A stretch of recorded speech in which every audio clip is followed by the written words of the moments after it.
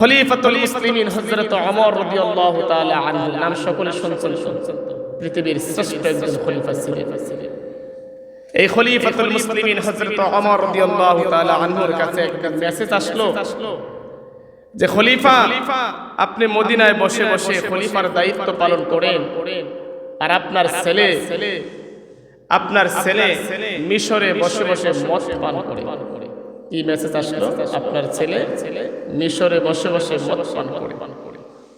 খলিফার কাছে যখন এই মেসেজ আসলেন, খলিফা মিশরের গভর্নরের কাছে মেসেজ লিখলেন সত্যতা যাচাই করার জন্য যে আমার ছেলে আসলেই কি মদ পান করে কিনা। গভর্নর চিঠিতে লিখলেন, ঠিক মহারাজ, আপনি ঠিক বলেছেন, আপনার ছেলে এই কাজে দোষী। তিনি গভর্নরের কাছে আবার মেসেজ লিখলেন, এক সেকেন্ড দেরি করবে না, তাড়াতাড়ি করে আমার ছেলেকে রাষ্ট্রীয় কাঠগড়ায় পাঠিয়ে দাও, তার বিচারের ব্যবস্থা করতে হবে।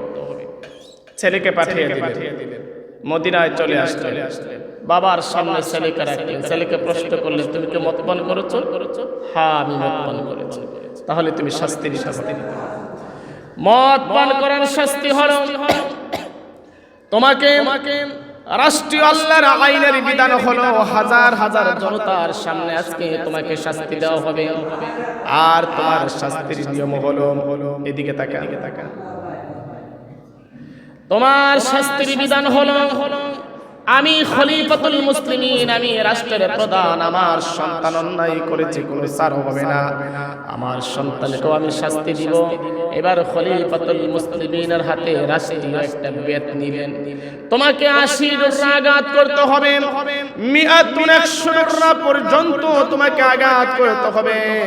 হাদিসে এসেছে খলিফাতুল মুসলিমিন হযরতে ওমর রাদিয়াল্লাহু তাআলা আনহু একজন রাষ্ট্র প্রধান হওয়ার পরও রাষ্ট্রের তার সন্তান কলিজার টুকরা সন্তান অন্যায় করেছে, মদ পান করেছে, এই অপরাধে ছেলেকে গ্রেফতার করে নিজের হাতে একটা নয় দুইটা নয় আল্লাহর বিধান কায়েম করার জন্য 100 আঘাত দেওয়ার জন্য যখন প্রস্তুত হলেন, ছেলেকে যখন প্রস্তুত করলেন, রাষ্ট্রপ্রধান তার চোখ বেঁধে নিলেন, ছেলের চোখ বেঁধে নিলেন। সকল দায়িত্বশীল কাজীরা বললেন, মহারাজ চোখ কেন বাঁধলেন? আমার সামনে আমার সন্তান, আমার মায়া লাগবে, চোখ বন্ধ করলে আর মায়া লাগবে না, চোখ বন্ধ করলে আর মায়া লাগবে না, সন্তানের চোখ বেঁধে দেওয়া হয়েছে। এবার আঘাত শুরু করলেন, প্রত্যেকটা আঘাতে হযরত ওমর বলেন, আল্লাহ তুমি সাক্ষী, আমার ছেলে বলে আমি আস্তে পিটাবো এমন না। একজন রাজার ছেলে যেমন অন্যায়কারী, একজন গরিবের ছেলে তেমন অন্যায়কারী। গরিবের ছেলের বিচার যেমনটা হবে, আমার রাজার ছেলে, আমি রাষ্ট্রের প্রধান, তে অন্যায় করবে, কোনো ছাড় হবে না, তার বিচারটাও এমন হবে। রাজা হযরত ওমর ফারুক রাদিয়াল্লাহু তাআলা আনহু নিজের হাতে কাজ হিসাবে বেত নিয়ে যখন মারা শুরু করলেন, একবার পিটাইলেন, দুইবার দিলেন, তিনবার দিলেন। ছেলে কাঁদতে কাঁদতে বলে, বাবা আর করব না, আমাকে মাফ করে দাও। মাফ করা যাবে না, আল্লাহর বিধান যতক্ষণ না আসবে আমি আল্লাহর বিধান কায়েম করে ছাড়বো, আমি আজকে তোমাকে মাফ করব না।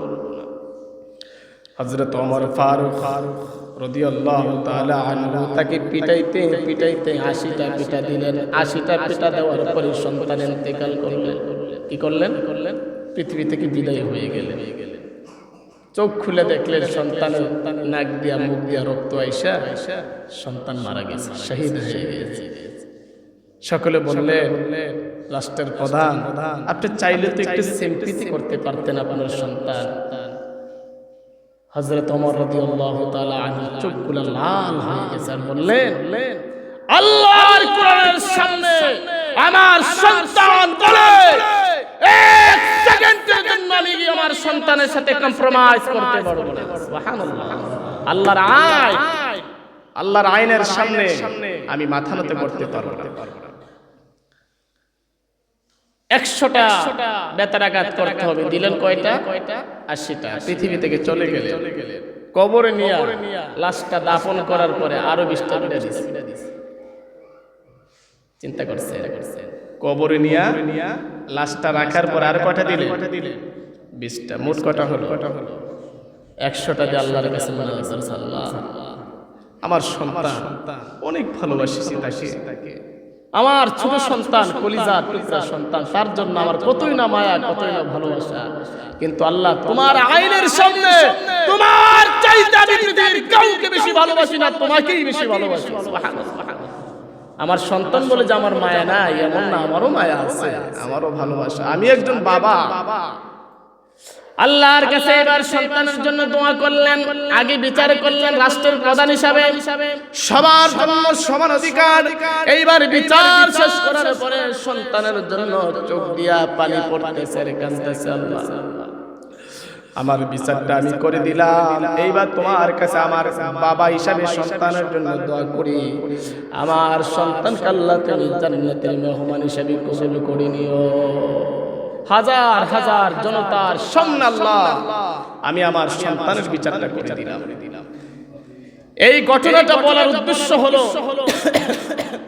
আমরা যারা দেশ পরিচালনা করে, দেশ যারা পরিচালনা করে এমপি মন্ত্রীরা, আমাদের বেলায় আমরা দেখেছি চাষার ছেলে গরিবের ছেলে তার বিচার হয় একরকম, মন্ত্রীর ছেলের বিচার হয় আরেক রকম। আমরা দেখেছি এমপি মন্ত্রীরা জেলখানায় গেলে তাদের জন্য একরকম খানার ব্যবস্থা করা হয়, তাদের জন্য ডিভিশনের ব্যবস্থা করা হয়। আর আমি আমনে চাষার ছেলে গরিবের ছেলে গেলে আরেক রকমের খানার ব্যবস্থা করা হয়। কথা বলেন ঠিক কিনা? এই জন্য প্রিয় ভাইরা আমার, ক্ষমতায় যারা এসেছে তাদের প্রতি নসিহত থাকবে, আল্লাহর কোরআনকে যদি আপনারা ধরে রাখতে পারেন, ইসলামকে যদি আপনারা ভালোবাসেন, কোরআনকে যদি ভালোবাসেন, মানুষের আস্থা যদি অর্জন করতে পারেন, একদিন আর 2 দিন নয়, 5 বছর আর 10 বছর নয়, অনেক দিন ক্ষমতায় থাকতে পারবেন। কথা বলেন ঠিক কিনা? দরকার কোরআনের ভালোবাসা। কার ভালোবাসা? সবার জন্য সমান অধিকার নিশ্চিত করতে হবে। রিলিফের মাল বন্টনের ক্ষেত্রে আপনার দলের লোককে দিবেন 10 খাপ্পা, আপনার অন্য লোককে দিবেন 1 খাপ্পা, এমনটা যেন না হয়।